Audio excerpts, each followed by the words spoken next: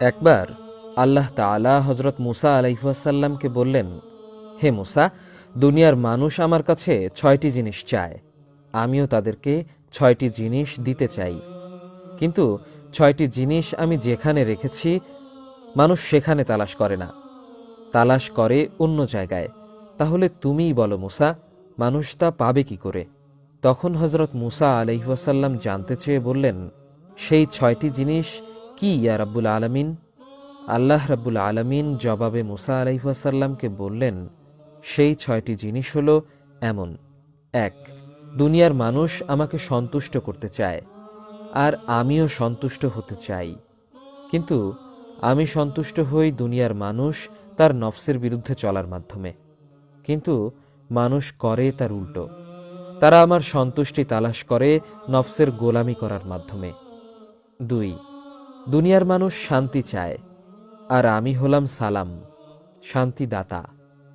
আমিও মানুষকে শান্তি দিতে চাই, কিন্তু আমি শান্তি রেখেছি জান্নাতের মধ্যে, আর মানুষ শান্তির খোঁজ করে দুনিয়ার মধ্যে।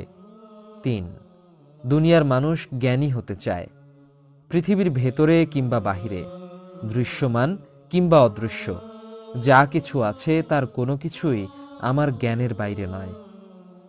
আমিও মানুষকে জ্ঞানী বানাতে চাই, কিন্তু জ্ঞানকে আমি রেখেছি ক্ষুধার কষ্ট আর সফরের কষ্টের মধ্যে।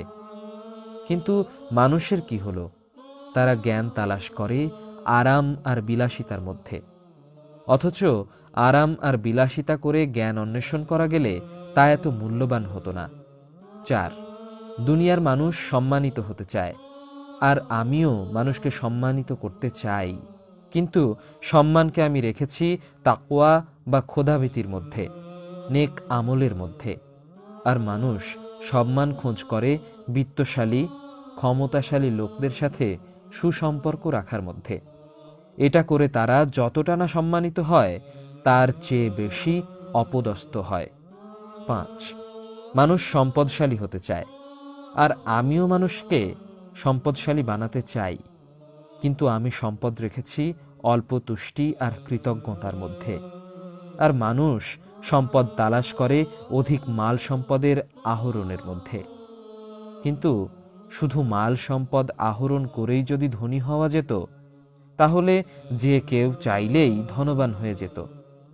6, দুনিয়ার মানুষ চায় তাদের দোয়া কবুল হোক, তারা হাত তুলে যা চায় তাই তাদের দেওয়া হোক।